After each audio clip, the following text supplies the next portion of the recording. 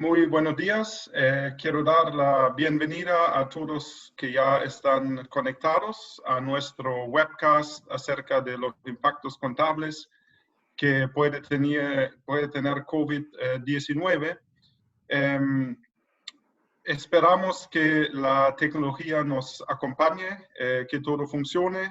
Estamos en tiempos bastante particulares, así que necesitamos medidas particulares, pero yo creo que con esa modalidad tenemos la forma de conectarnos con muchos de ustedes que son nuestros clientes y sin necesidad de vernos en persona o tener que hacer muchos llamados particularmente. Así que bienvenidos de nuevo en esta mañana y lo que vamos a hacer en la próxima hora es conversar sobre los impactos contables, algunos impactos contables que puede tener COVID-19.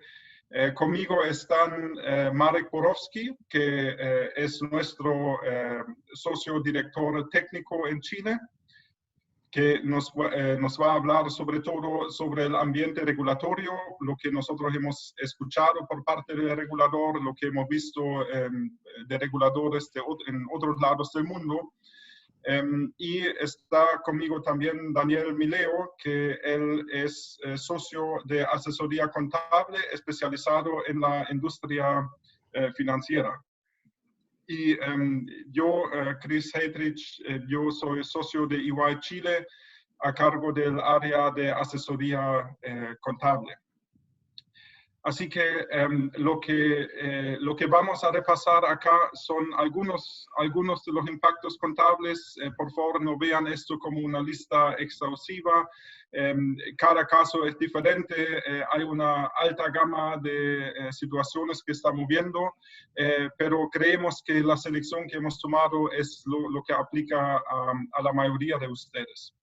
Vamos a intentar tomar preguntas y en las últimas 10 minutos, y ojalá tengamos más tiempo para preguntas, pero al final de la presentación, tomar tiempo para responder preguntas que ustedes pueden mandar a través de la pantalla, que hay un botón donde dice Q&A, y ahí ustedes pueden mandar sus preguntas y luego lo revisamos y ojalá podamos responder lo máximo que se puede. Y entiendo que los demás participantes también están viendo las preguntas que ustedes hacen. Así que ojalá tengamos una charla lo más interactiva posible, aunque sea a través de esta modalidad de presentar. Pero estoy convencido que podemos tener una buena sesión y una buena conversación usando la tecnología nueva. En la agenda lo que tenemos es, como les mencioné, Marek nos va a comentar un poco los asuntos regulatorios que estamos viendo, sobre todo para nuestros clientes que están en el mundo regulado. Pero puede ser interesante para todos los clientes porque muchas veces lo que pide el regulador es transversal porque son temas de IFRS y no solamente temas de regulación. Los temas contables que están ahí, como les mencioné, no es una lista completa. El orden tampoco es un orden muy particular, sino necesitamos un orden y eso es el orden nomás. Vamos a repasarlo poco a poco después y como en la mitad de la pantalla ven el tema de instrumentos financieros donde Daniel nos va a ayudar y antes del webcast ya llegó una buena pregunta acerca de qué va a pasar con las provisiones, con el famoso forward looking. Así que Daniel nos va a ayudar con esa parte. Y tenemos algunos otros temas que son los que vemos más en la práctica. En general, yo no quiero hablar demasiado de COVID-19. Yo creo que todos en buen chileno ya están un poco chatos de escuchar de ese tema. Estamos todos viviendo esto en diferentes ámbitos, en ámbitos de trabajo, familiares. Así que no es mucha noticia que es un tema sin mucho precedente. No se ha vivido algo así hace mucho tiempo. Algo que dificulta la situación mucho es que no hay una claridad sobre la magnitud exacta, es cuánto va a durar todo esto. Sabemos que todavía no se acaba, pero no sabemos cuánto va a demorar.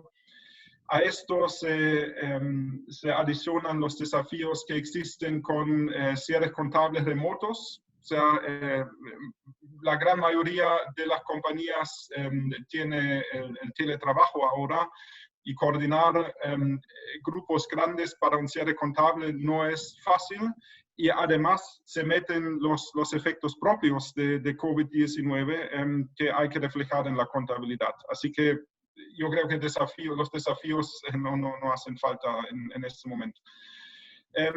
Al mismo tiempo, el mercado de capitales, todos los usuarios de los estados financieros están muy interesados en conocer qué está pasando. ¿Qué pasa con los ingresos? ¿Qué pasa con las utilidades? ¿Cómo lo ven las compañías, los efectos? ¿Cómo se ven los flujos de caja, etcétera? Así que más que nunca casi están en la mira los estados financieros, por lo cual es importante que hagamos una buena pega en preparar estos estados financieros. Esta preparación, como saben bien, bajo IFRS requiere muchas estimaciones, hay muchos inputs que se requieren para hacer la contabilización.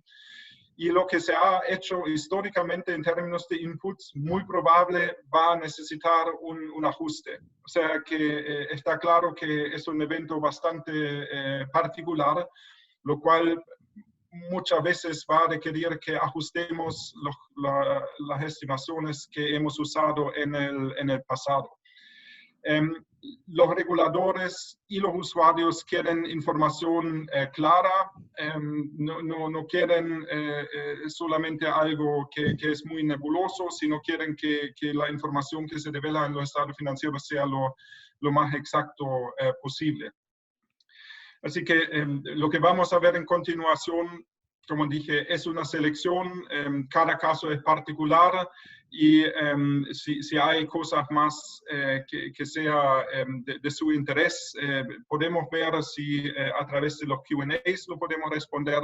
Si no, nosotros estamos abiertos,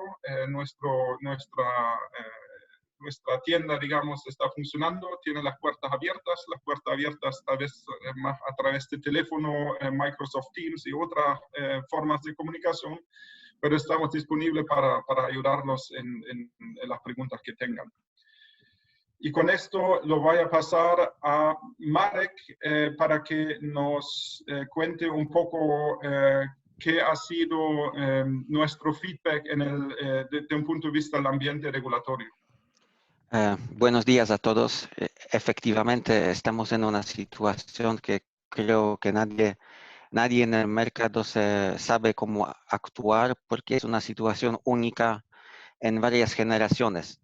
Esta crisis, como lo ve todo el mundo y ven también los reguladores, no ocurre por temas económicos, de ciclo económico normal, de algún shock de precios o de tema político. Esta crisis se origina por el tema médico. Y el tema médico resulta en tema económico. Y probablemente el tema médico, con algo de suerte, va a ser resuelto bastante rápido dentro del año, pero probablemente el tema económico va a seguir todavía más allá después que se resuelve el tema económico. La última vez que hubo una pandemia parecida a esto ocurrió con el tema de influenza española en 1919-1920, que eran tiempos totalmente distintos. Y es difícil mirar a este tiempo para proyectar qué efectivamente va a pasar ahora con la economía y con el mundo. Toda esta situación generó necesidad de intervención de gobierno, bastante importante y intervenciones de bancos centrales. Tenemos alta probabilidad de entrar en tasas de interés negativas en todo el mundo. En Europa esto ya ocurrió antes, después de la crisis del año 2012-2013. En Estados Unidos, Fed recién bajó tasas a prácticamente cero.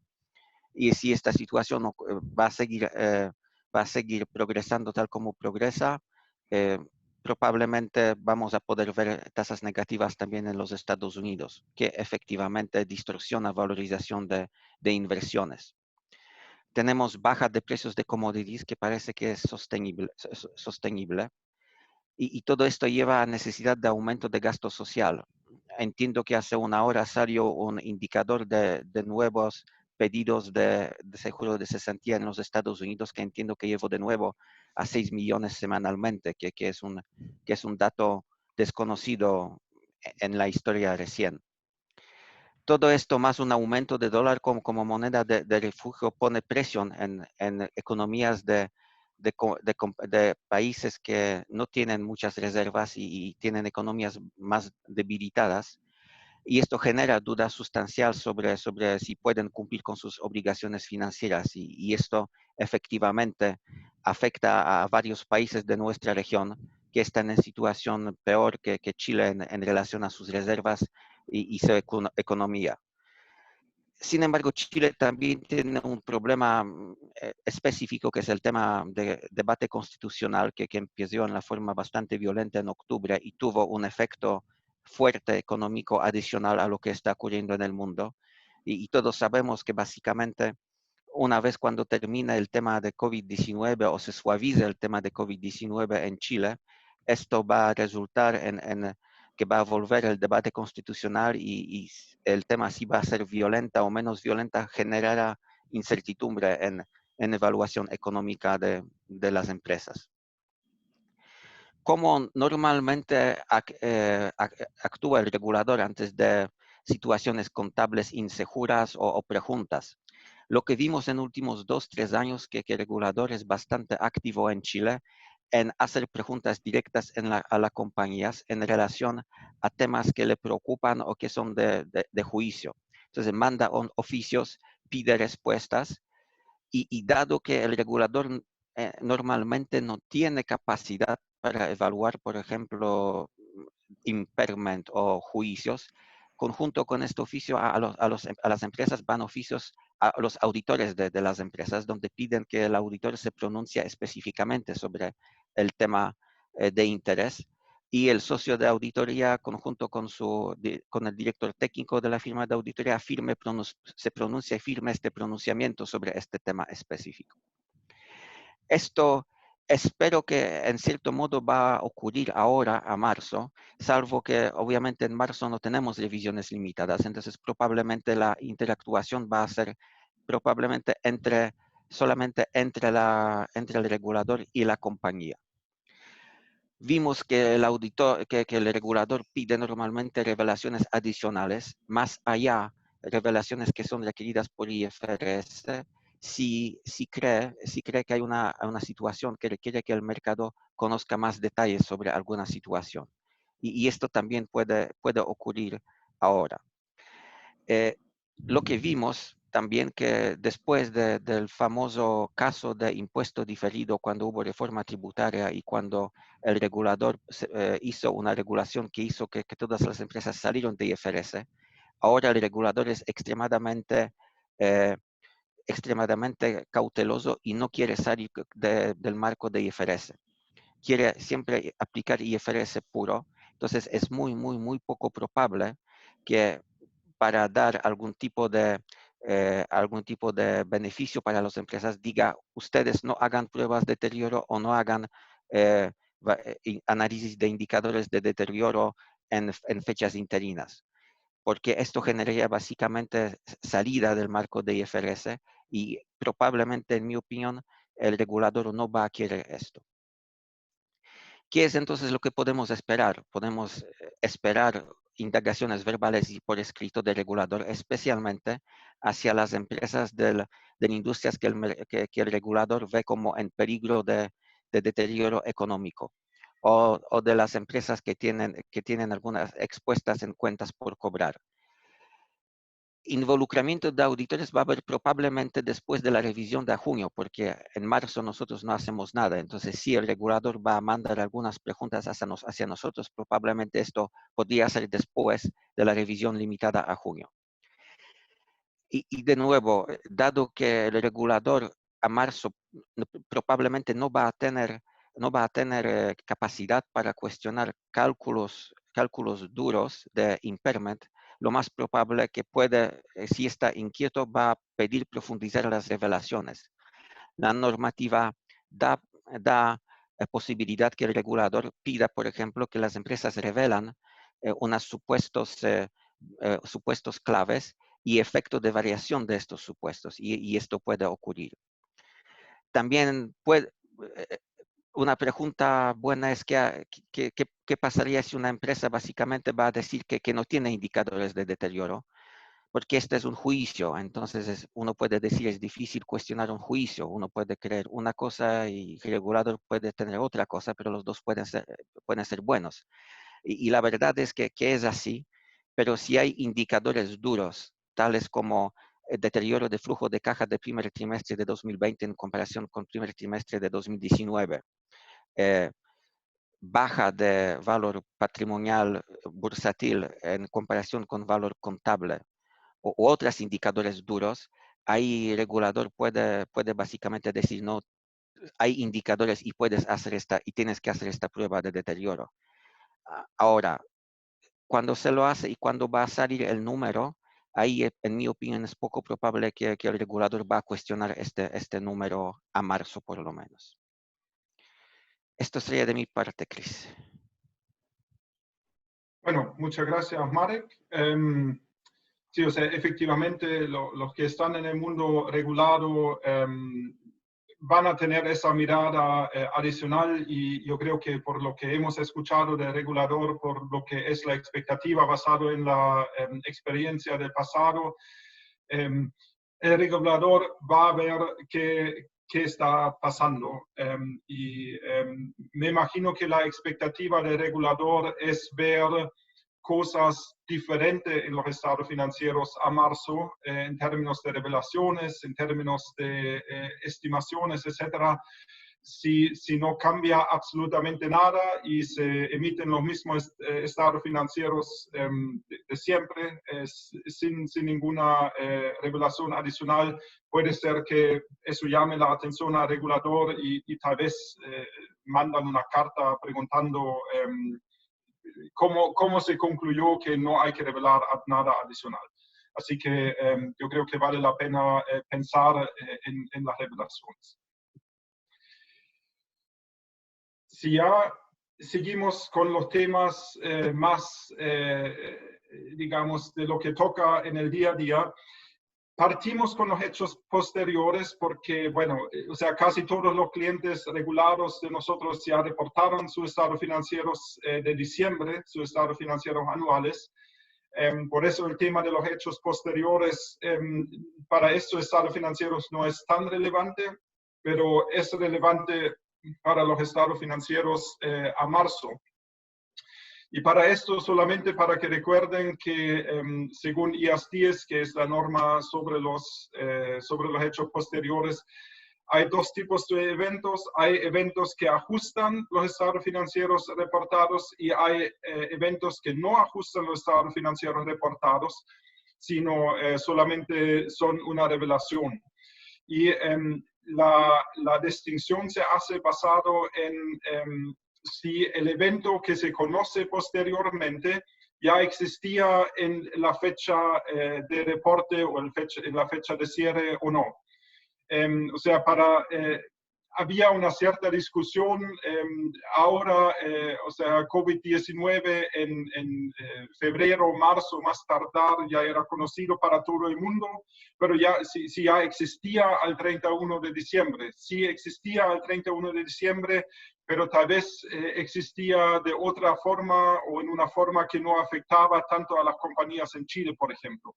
Entonces hay que ver hay que ver el corte con todo lo que está pasando ahora, hay que ver si la situación existía al 31 de diciembre, si hablamos, por ejemplo, de renegociaciones de plazos de pago, si alguien tenía una deuda que vencía dentro de 12 meses, por lo cual estaba clasificado como corriente, tal vez hubo negociaciones acerca de aplazar estos pagos con los acreedores.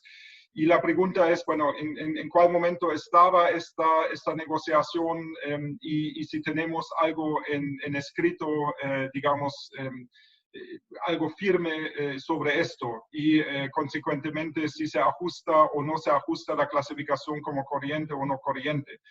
Como hecho posterior, también importante ver si desde el corte, o sea, desde el 31 de marzo, en el último caso, hubo incumplimiento con los acuerdos financieros de los covenants, y si hubo, es un evento que sí o sí hay que revelarlo, porque es un evento importante que necesitan conocer los usuarios de los estados financieros.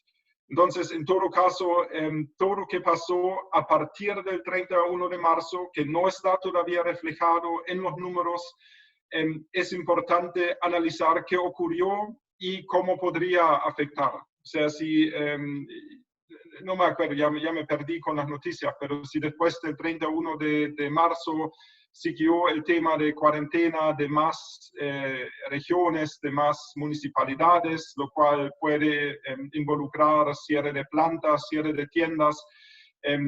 Eso claramente, si te cierran la tienda el 2 de abril, por decir algo, claramente es algo que no existía el 31 de marzo, pero que tiene efectos a los estados financieros, que ocurrió entre el corte y la publicación, y hay que revelar esto y hay que hacer la mejor estimación de qué va a pasar. Otro tema importante, y es un tema que normalmente, gracias a Dios, no es algo que frecuentemente vemos, es el tema de empresa en marcha. Y lamentablemente, todo lo que involucra tiene un impacto tan fuerte que pueden existir al final del día problemas de empresa en marcha. Y recuerdan que IAS 1 requiere que se evalúe frecuentemente si hay temas de empresa en marcha. Normalmente esta evaluación es relativamente simple porque se ve que hay capital de trabajo que no tenga problema, que hay acceso a líneas, que normalmente esto pasa relativamente rutinario, pero en la situación como está ahora, puede requerirse mucho más análisis, porque puede ser que va a haber ausencia de ingreso, lo cual significa que no hay caja para pagar deuda de corto plazo. Puede ser que pensamos que no vamos a estar en condiciones de cobrar nuestras cuentas por cobrar. O sea, si arrendamos inmuebles y sabemos que nuestros locatarios van a tener problemas en pagarnos a tiempo, ¿cómo se evalúa esto? ¿Hay suficiente acceso a caja para sobrevivir? ¿Cuánto tiempo se sobrevive? Asumiendo que tenemos tal vez 2, 3, 4 meses sin venta, tenemos costo fijo. La respuesta es esto y qué significa para la compañía. Así que hay que ver qué se está viendo a nivel de directorio, qué escenario digamos, calculando acerca de quema de caja y de suficiencia de flujo de caja. Así que un tema muy importante para analizar, y en caso que se revelen asuntos de empresa en marcha, importante revelar en los estados financieros supuestos.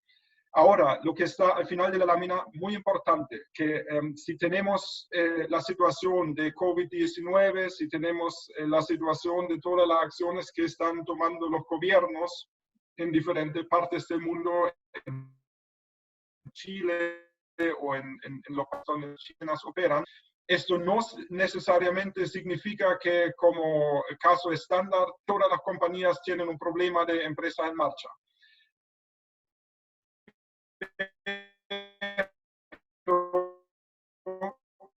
Tampoco es cierto, y creo que en la práctica lo que está pasando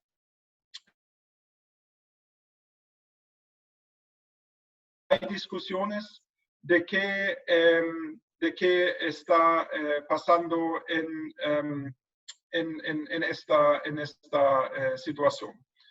Así que importante que revisemos esto.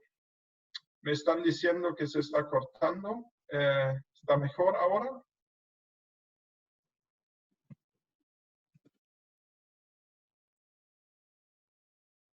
Sí, perfecto. Sí que sí me pueden escuchar mejor.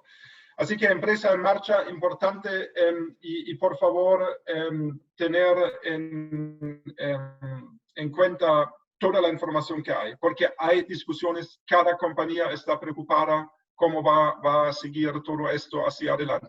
Tal vez alguien que produce alcohol gel o mascarillas, no, pero ahí hay discusiones cómo manejar toda la demanda. Así que hay muchas discusiones en todos lados y hay que ver cuáles son los impactos. Tema importante puede ser clasificación de deuda. Como les mencioné en el tema de hechos posteriores, hay que revisar cumplimiento de los covenants, de los acuerdos financieros. Si alguien tiene un problema y tiene incumplimiento de covenant, normalmente esto requiere que la deuda se clasifique como deuda corriente, porque el covenant dice que si está en incumplimiento, el acreedor puede pedir el pago enseguida. Y esta deuda se clasifica como corriente, salvo que la compañía tenga el derecho incondicional de diferir el pago más allá de 12 meses. Y si cayó en incumplimiento con el covenant, normalmente tiene este derecho solamente si tenemos una confirmación en escrito del acreedor que dice que no va a exigir el pago. Así que es importante este tema, que revisen si están en cumplimiento con todos sus covenants.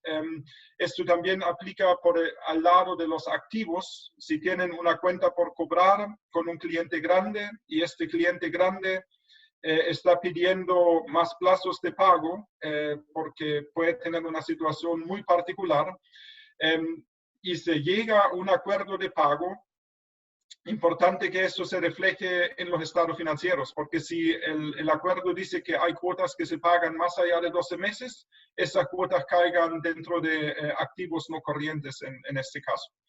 Así que importante tener en cuenta esto y muchas veces el tema de verificar de cumplimiento de covenants es algo que se ve casi rutinariamente, que nadie espera que haya problema, pero en este caso sí pueden haber problemas. Así que les invito a hacer esto. Ahora les voy a pasar a Daniel, que nos va a hablar un poco sobre las consideraciones que tiene IFRS 9 de instrumentos financieros en ese tema. ¿Estás en mute, Daniel? Ahora sí. Ahora. Hola, buen día a todos. Espero que todos estén bien en sus computadores, todos en cuarentena en ese bello día aquí en Santiago. La idea aquí es hablar sobre 5 situaciones que seleccionamos que entendemos que son situaciones que son comunes a gran parte de las compañías y que sí pueden generar algunas dudas en un futuro próximo. Seguimos aquí.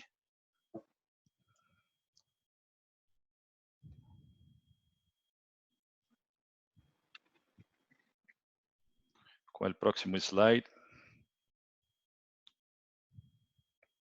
¿No va?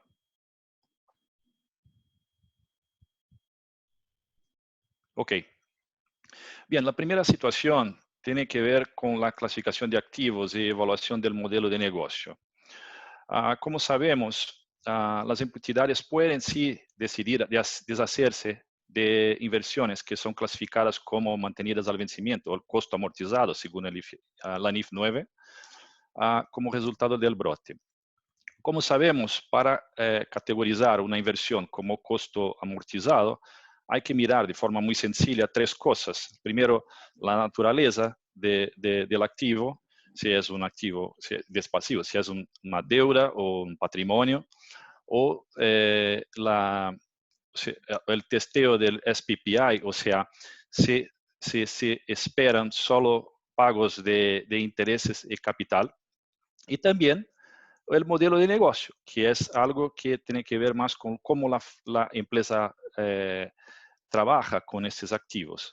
Entonces, el modelo de negocio debería tener un fin de cobrar solo flujos de efectivo contractuales y no venderlos. Entonces, la pregunta viene, si yo tengo que vender estos activos, yo tengo que cambiar el modelo de negocio.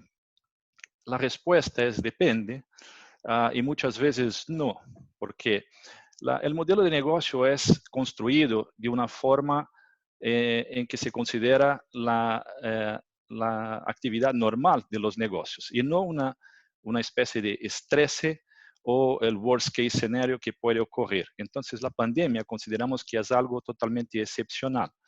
Entonces, vamos a suponer que un activo no cumpla más con la política de inversión que está documentada por la compañía, y entonces hay que deshacerse de este activo. Otra forma también que puede ocurrir es la que la empresa necesite de liquidez de forma temporaria, y eso también la venda no hace con que deba cambiar el modelo de negocio.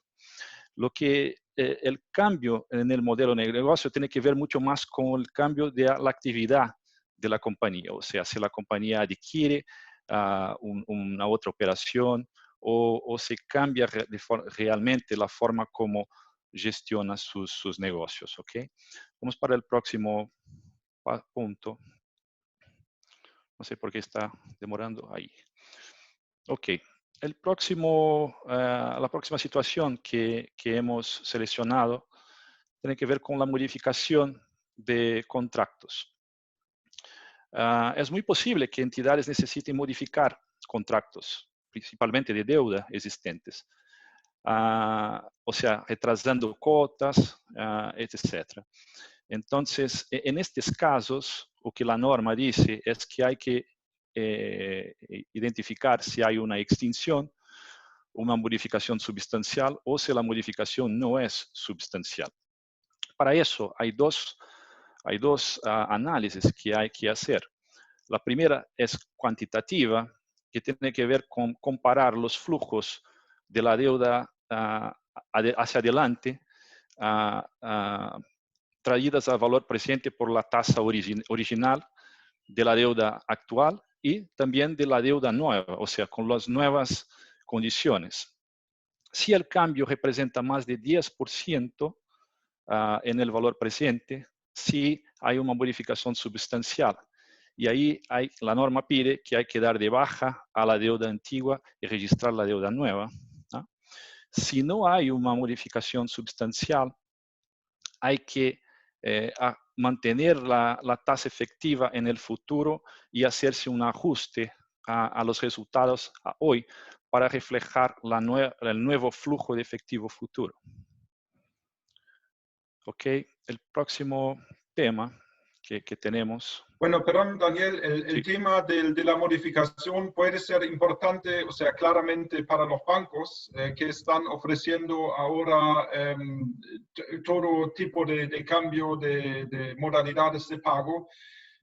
Pero, o sea, esto es por el lado de los activos y por el lado de los pasivos también puede ser porque las compañías que adeudan plata a acuerdos de pago.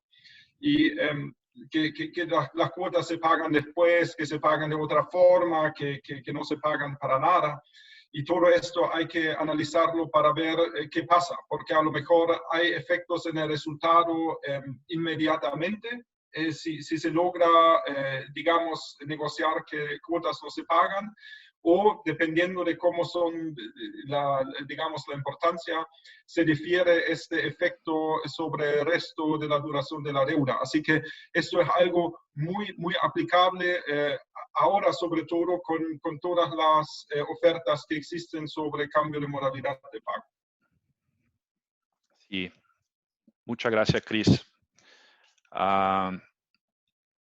Ok, seguimos con el próximo tema que vimos como importante, que tiene que ver con la contabilidad de coberturas. Y algunos pueden preguntar, pero ¿cuál efecto podría tener en la contabilidad de coberturas? Hay algunas estructuras de coberturas que prevén una emisión, algo esperado, como una compra de venta de bienes o la emisión de deuda esperada. Y por alguna razón, ahora principalmente con la nueva situación que vivimos, esas transacciones pueden no más ser pronosticadas como altamente probables. Y ahí hay que hacer un análisis, y es de mucho juicio, yo creo, que una entidad tiene que determinar si la transacción puede o no ocurrir en el futuro, y se deja de ser altamente probable. Si la entidad continúa creyendo que la transacción debe ocurrir, pero no es más altamente probable, la entidad debe descontinuar la contabilidad de cobertura de forma prospectiva, o sea, mantener las ganancias y pérdidas que fueron registrados en resultados integrales hasta ahora y de forma prospectiva, ahora hacia adelante, registrarlas en el resultado. Pero si la entidad cree que la transacción no debe más ocurrir, o sea, no se espera más que se ocurra, ahí sí se debe descontinuar de forma prospectiva y además reclasificar las ganancias y pérdidas que estaban en el patrimonio para el resultado.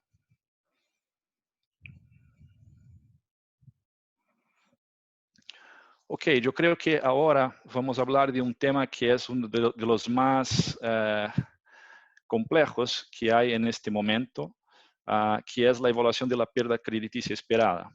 Eso para compañías de forma general, bancos sobre todo, se genera ahora una gran incertidumbre de lo que va a pasar en el futuro, como Chris y Marek estaban hablando al inicio. No se sabe por cuánto tiempo eso va a pasar, no se sabe exactamente cuál es el efecto económico y en las compañías esto va a existir. Entonces, el ejercicio de evaluar pérdida crediticia esperada, o sea, hacia el futuro, se torna un ejercicio de los más difíciles posibles.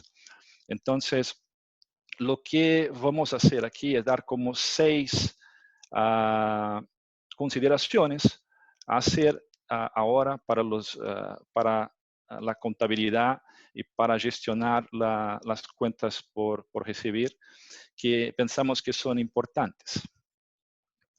La primera tiene que ver con segmentar. O sea, los riesgos que los créditos tenían hasta ahora no son los mismos que van tener de ahora hacia adelante. O sea, estamos viendo algunos sectores de la economía que están más afectados que otros. Como Chris acaba de decir, tal vez una compañía que produzca alcohol gel y mascarillas no debe estar sufriendo tanto, pero las compañías de turismo posiblemente están siendo más afectadas. Entonces, la primera consideración a tener es segmentar las carteras de acuerdo con riesgos semejantes. Eso va a propiciar una mejor medición del riesgo y poder observar mejor el comportamiento de estos créditos de ahora hacia el futuro. La segunda consideración que tenemos es para los créditos que tienen evaluación individual. Normalmente, en evaluación individual se demora más para observar un deterioro o un deterioro en la posición del cliente. Entonces, una consideración que todos deben hacer es tal vez ponerlos en un análisis de forma colectiva a fin de tener una mejor medición del deterioro. Ok. En la próxima lámina, si ahora se mueve. A ver, bien. Otra cosa que debe ser considerada son los aspectos de ayuda estatal.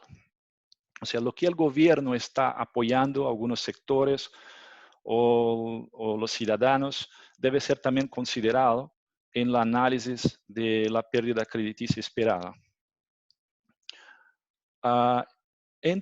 Entidades que también utilizan varios escenarios para medir la ICL, ahora deberían considerar actualizar todos esos escenarios. No creo que los escenarios que estaban siendo considerados hasta ahora reflejan las circunstancias actuales. La quinta consideración tiene que ver con la extensión del plazo de pago. Se espera en esas situaciones que hay un aumento en la probabilidad de incumplimiento en los modelos. Hay que atentar para el staging, o sea, si es necesario migrar para la fase 2. Y eso, yo llamo atención para una comunicación del IASB que ocurrió ahora en el día 27 de marzo, que exactamente habla sobre esto, habla sobre el cálculo de la ICL y cómo las entidades pueden estar mejor trabajando con esto. Y algunas cosas me llamaron la atención. Comienzo abriendo un paréntesis. Ellos dicen que las entidades no deben continuar a usar los modelos de forma mecánica y, como ejemplo, la extensión de pagos de cuotas no debe automáticamente representar un aumento significativo de riesgo de crédito. Vamos a suponer que hay una extensión para todos los clientes, o sea, ellos no solicitaron la extensión y se da eso de forma homogénea. Eso no significa de forma automática que hay un aumento significativo de riesgo de crédito y sea necesario transferirlos para la fase 2, en que se hay que calcular el riesgo de crédito por toda la vida del contrato.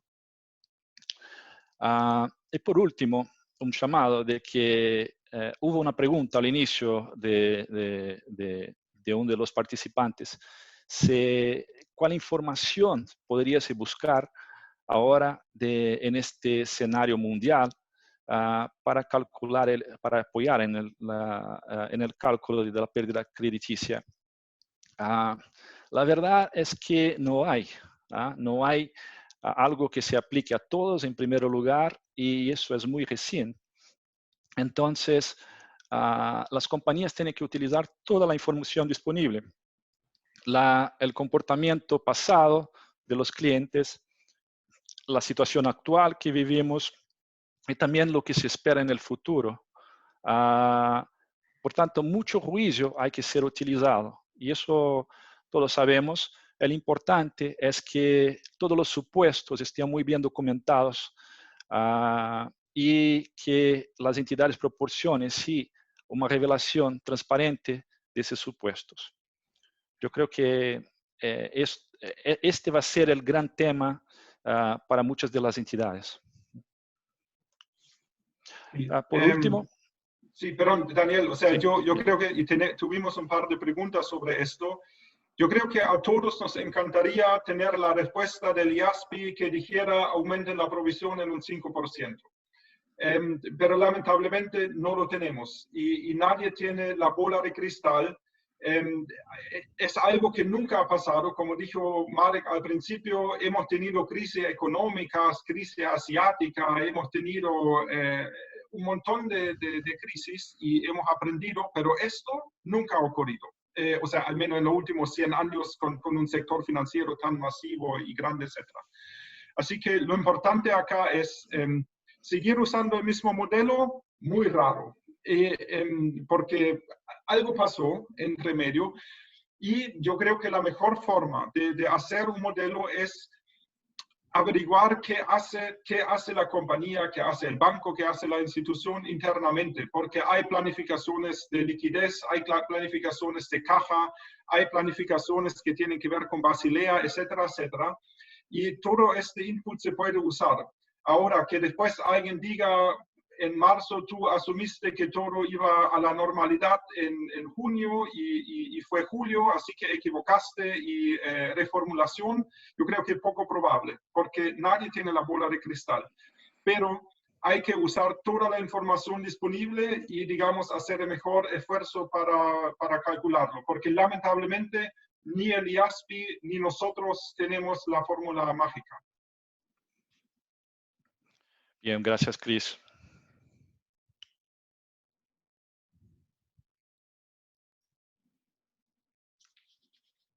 Aquí me gustaría mover el slide.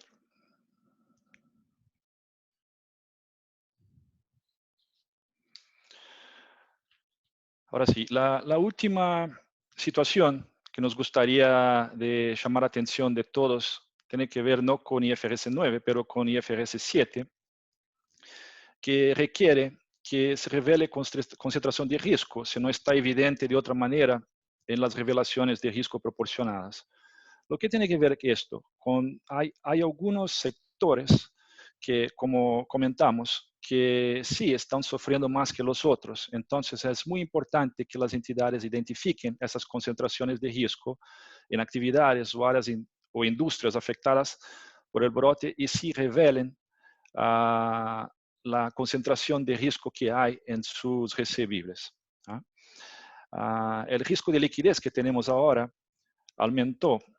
Por lo tanto, se espera que esas revelaciones que requiere IFRS 7 estén muy claras en los estados financieros. Okay. Bien, yo agradezco, vuelvo ahora a Chris para que continúe con la presentación.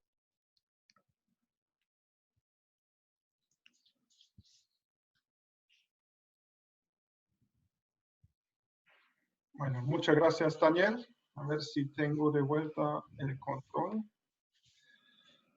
Y, bueno, acá, por si acaso, yo tengo acá una indicación del número de participantes y cuando terminé mi frase de decir que no tenemos la fórmula mágica, el número de participantes bajó en 25. Todos los bancos se desconectaron, lo siento. O sea, lamentablemente no hay esta fórmula, sino es algo de conversarlo, de ver con qué estamos cómodos nosotros, con qué están cómodos ustedes. Bueno, siguiendo, estamos muy contra el tiempo, tenemos algunas muy buenas preguntas. Yo creo que vamos a intentar en los temas que faltan responder algunos. Hay preguntas sobre qué pasa con depreciación de activo fijo. En general, aunque el activo fijo no esté en uso, se tiene que seguir depreciando. Pueden haber vidas útiles más largos por el no uso, pero en general se sigue depreciando. ¿Qué vemos en la industria salmonera, en la industria agrícola? Muy difícil. O sea, todo lo que tiene que ver con estas valorizaciones de los activos biológicos, como tiene tanto input, vale un poco lo mismo que mencioné para IFRS 9. Las compañías mejor conocen su negocio, tienen las mejores inputs, las mejores información y tenemos que ver con qué podemos estar cómodos todos.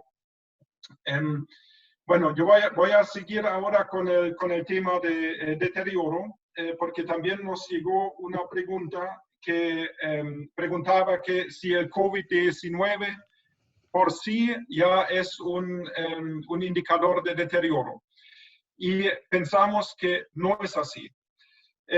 O sea, recuerden que tanto IAS 36 como IAS 34, que aplica para los estados financieros interinos, requiere que se hagan pruebas de deterioro siempre y cuando haya indicadores. Entonces, el próximo paso es definir si todo con COVID-19, las regulaciones gubernamentales que conlleva esto, si esto da automáticamente un indicador de deterioro. Yo creo que no es automáticamente un indicador de deterioro, tampoco como es un asunto que todas las empresas ahora tienen un problema de empresa en marcha. Pero hay que ver la realidad de cada compañía.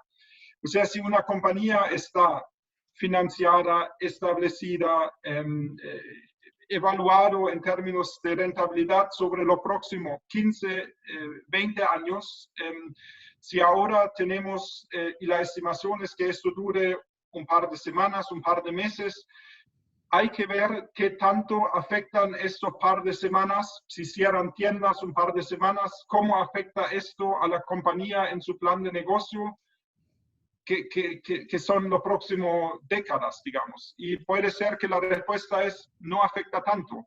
Puede ser que la respuesta es afecta mucho, porque, y estoy inventando nomás, o sea, porque lo que estamos concluyendo es que la gente ahora se acostumbra tanto a comprar todo online, que después va a haber mucho más flujo en las tiendas físicas, por lo cual vamos a tener más venta online y menos ventas en tiendas físicas, lo cual puede tener algún impacto. Así que con el tema de indicador de deterioro, no hay respuesta, no es o no es, sino hay que ver las circunstancias y con algunos clientes ya hemos tenido buenas conversaciones de qué significa todo esto para el negocio, qué tan permanente es y cómo afecta los flujos. Así que puede ser que algo que antes apenas sobrevivía sin tener deterioro, ahora esto es, digamos, una razón para decir que, ok, ahora hay deterioro. Muy importante para que tengan en cuenta, si reconocen deterioro de goodwill, recuerdan que el deterioro de goodwill no se puede reversar, y eso también es cierto si se reconoce deterioro de goodwill en estados financieros interinos. Así que si ahora en marzo reconocen un deterioro sobre el goodwill, porque piensan que el mundo se va a acabar y todo va a ser desastroso, después resulta que no fue tan malo el escenario, no pueden reversar este deterioro. Así que esto como cuidado. Y acá, tomando de vuelta lo que dijo Marek al principio con los temas reguladores, el regulador puede preguntar ¿cuál fue tu análisis? Yo creo que es poco probable que el regulador venga y diga a una salmonera, yo sé mejor, yo sé que lo que está pasando aquí es un indicador de deterioro, ¿dónde está la prueba? Sino es más probable que el regulador pregunte cuál análisis hiciste acerca de la existencia de indicadores de deterioro. Y por eso recomendamos tener esto bien analizado y ponerlo en escrito de lo que se hizo y cómo se concluyó que hay o no hay indicadores de deterioro. Otro tema importante, consideraciones de leasing, y ahí también hubo una pregunta que yo creo que acá también cabe. Lo que está ocurriendo mucho en la práctica es que hay acuerdos ahora de caballero, pero la verdad no se sabe exactamente qué significa este acuerdo. Entonces, si uno dice, mira, ahora estoy complicado en pagar porque me cerraron la tienda, no puedo vender, yo estoy complicado en pagarte el arriendo, y el arrendador dice, no te preocupes, después hablamos. Y la pregunta es un poco qué significa después hablamos en términos de IFRS. Igual, yo creo que hay que suponer, al menos en este caso, si no tenemos evidencia clara en contra, que las cuotas se siguen cobrando, que no es un perdonazo de la cuota o de varias cuotas, sino que se sigue cobrando. Entonces hay que definir en cuál momento pensamos que vamos a pagar. ¿Vamos a pagar en 6 meses? ¿Vamos a pagar el próximo año?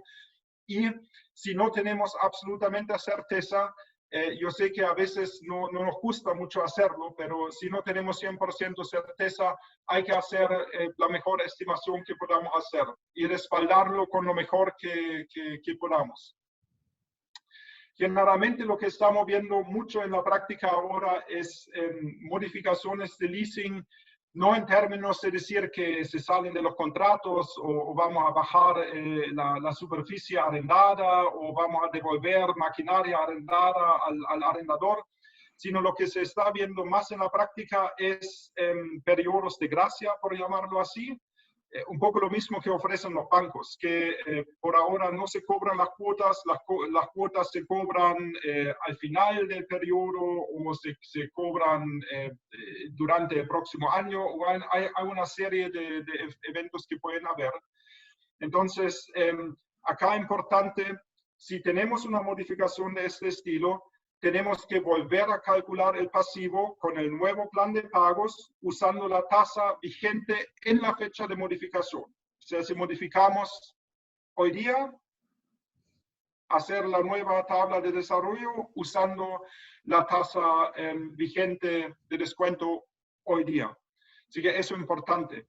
Muchas veces, en los casos que estamos viendo, la contraparte de esto, porque esto probablemente disminuye el pasivo, porque esa es la idea de todo, que disminuya el pasivo, porque se chutean los pagos, pero pueden haber efectos compensatorios porque cambia la tasa, pero normalmente la contraparte va contra el activo de derecho de uso, así que ahí no hay efectos al resultado.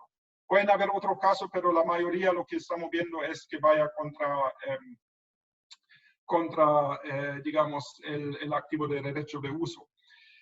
Voy a ir rápido por contratos onerosos. Importante que analicen si existen contratos onerosos, que son los contratos que cuestan más plata para cumplirlos de lo que dan de ingreso. Esto puede ocurrir porque tenemos contratos de energía eléctrica y la planta está parada, no podemos tomar la energía, pero igual tenemos que pagarla. Esto hay que aprovisionarlo. Puede ser que tenemos contratos de compromiso de venta de productos, como no funciona nuestra cadena de suministro, tenemos que comprarlo en otro lado y esto nos da pérdida, hay que aprovisionar todo ahora, etc. Pero voy un poco rápido para cubrir lo máximo posible. Impuesto a la renta, mencionó Marek un poco, hay que distinguirlo qué es una ayuda gubernamental versus qué es realmente un efecto de impuesto. Acá en Chile no estamos viendo tantas ayudas gubernamentales directas, o sea que el gobierno mande un tremendo cheque para sustentar la operación de una empresa, no lo vemos tanto, pero si existe, igual hay que ver si esto en realidad es un tema de impuestos de IAS 12 o de IAS 20 subsidios gubernamentales. Importante para los que tienen activos por impuesto diferido, una posición neta. Ustedes saben que hay que mostrar la recuperabilidad de esto, y acá aplica un poco lo mismo que aplica para la prueba de impairment. Hay que ver que con las nuevas circunstancias si cambia el plan de recuperabilidad. Lo más probable es que cambie. La pregunta es qué tan drástico cambia. Otras consideraciones.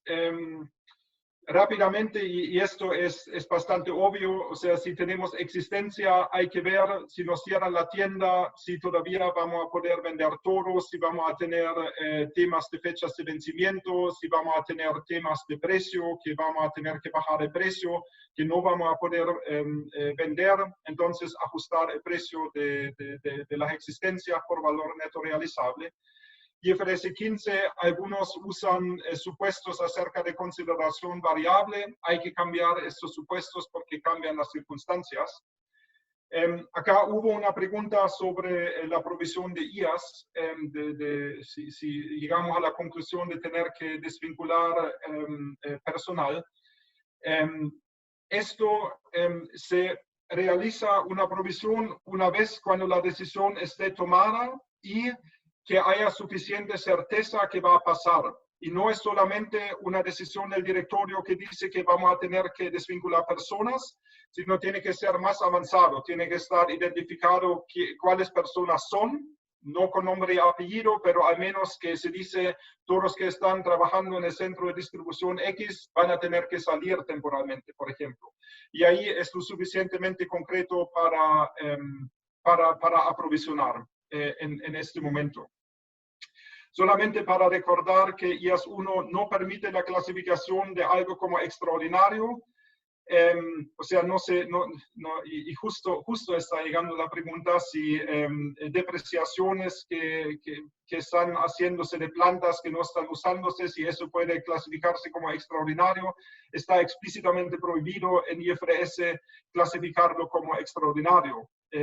A lo mejor, y este es el próximo punto, si hay eventos muy importantes, se pueden abrir líneas separadas donde se reflejan ciertos eventos. Y esto a lo mejor, dependiendo de las circunstancias, tenemos que verlo, puede ser algo que se puede hacer.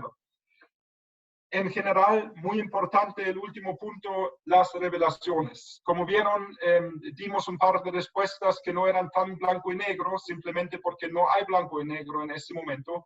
Si se usan supuestos, hay que revelar cómo se usaron los supuestos. Y si ustedes ven estados financieros de compañías que salieron recién a la SEC, muchas veces están ahí revelados los supuestos, donde están hablando de qué suponen de su capacidad, de qué suponen cuánto van a volver a la normalidad. Son todos supuestos y nadie tiene la bola de cristal, pero es importante que los usuarios sepan esto en la revelación.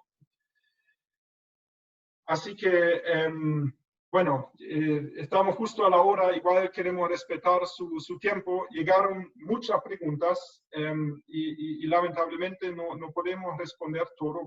Voy a ver si tengo algo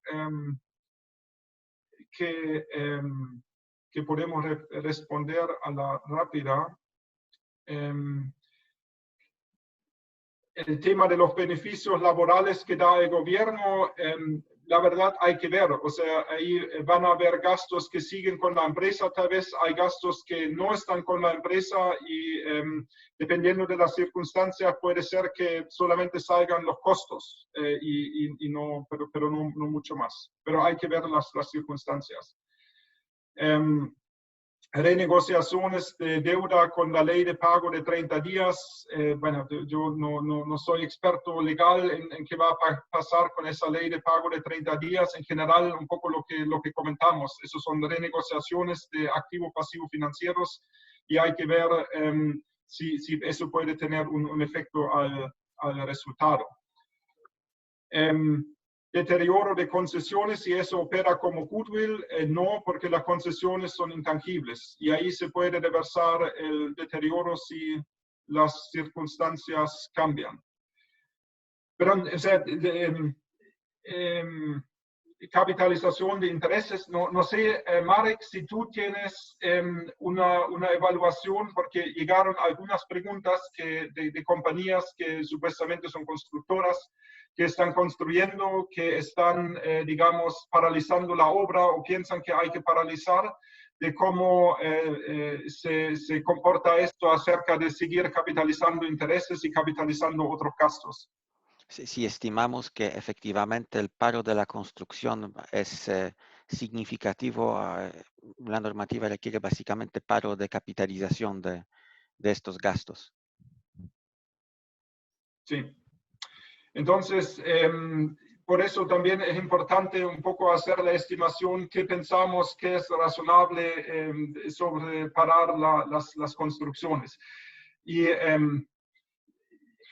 como digo, o sea, yo creo que si viene un auditor, un consultor contable y dice que yo tengo la respuesta, yo te digo, tu obra en Antofagasta, yo creo que va a estar parada 3 meses, yo creo que no corresponde mucho, sino es un poco, hay que ver cuál es la mejor estimación de la empresa y si la empresa dice, yo creo que la próxima semana vamos a seguir, y ahí uno puede decir, ok, ojalá.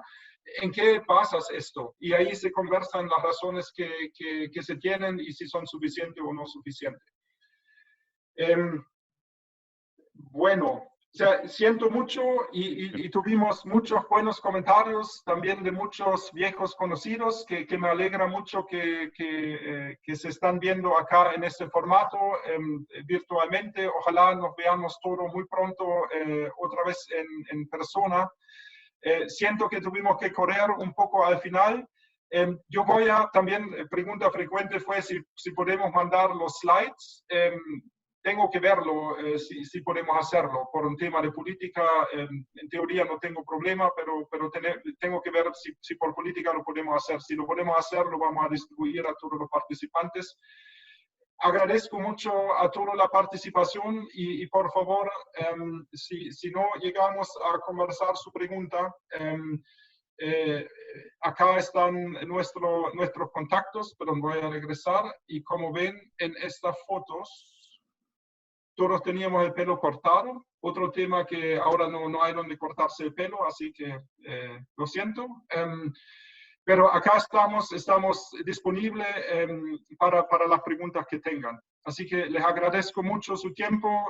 Gracias por la participación y pido disculpas a todos los que hicieron preguntas que no pudimos responder. Muchas gracias a todos y que tengan buen día. Gracias, muchas gracias.